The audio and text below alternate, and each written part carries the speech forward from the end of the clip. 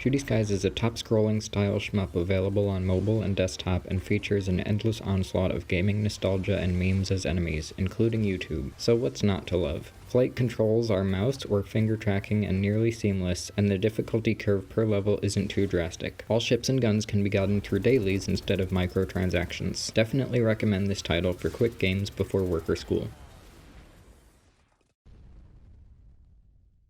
Echoes Plus has been one of my longtime favorite arena-style shmups to play in my downtime, with several different modes to play from, a slow and steady difficulty curve on them, and procedurally generated cascading waves of enemies and avoidables, as well as leaderboards. Echoes Plus has nearly endless replayability. The controls are twin-stick WASD UDLR, which presents a unique kind of challenge to the player. Echoes mode plays through a series of progressively harder types of enemies and is seemingly endless. Survivor mode is the same, but with only one life. Asteroid Belt involves trying to run away from more and more snakes of asteroids that also get faster, and also trying not to touch the walls, which is pretty hard. Time Attack is an intensive survival that lasts for 3 minutes. Asteroids is a classic asteroids game. Meteor Storm is all about predictive dodging and properly positioning yourself. All in all, Echoes Plus will give you countless hours of entertainment, and I personally play it as a stress reliever.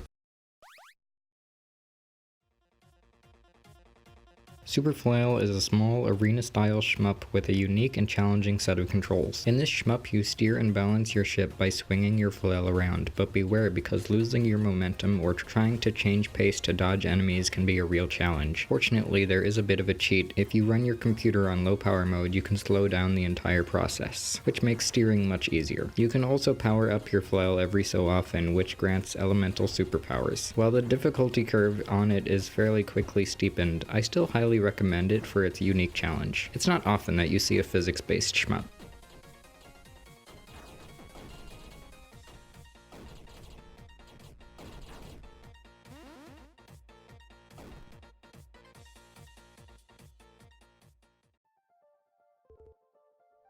Astroflux is another arena-style shmup, but on a huge, almost open-world scale.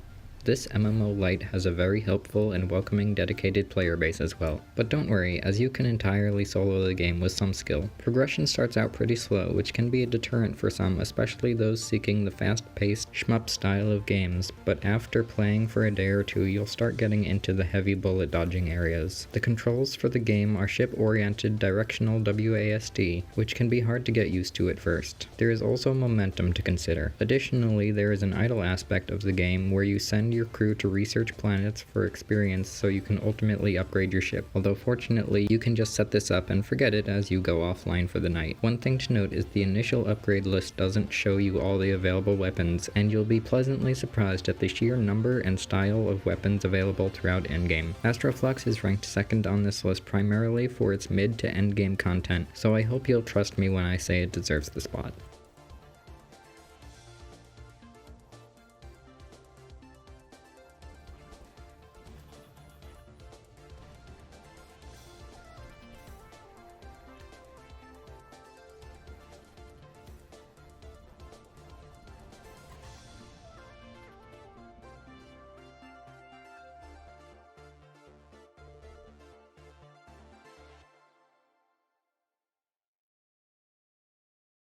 Clawface is a large, arena-style shmup which presents several challenges. The arenas are typically 10 levels long, and if you opt to use a keyboard instead of the recommended controller, be prepared for a very steep challenge even on normal difficulty. Each level beaten changes the map with new obstacles, pathways, and even traps.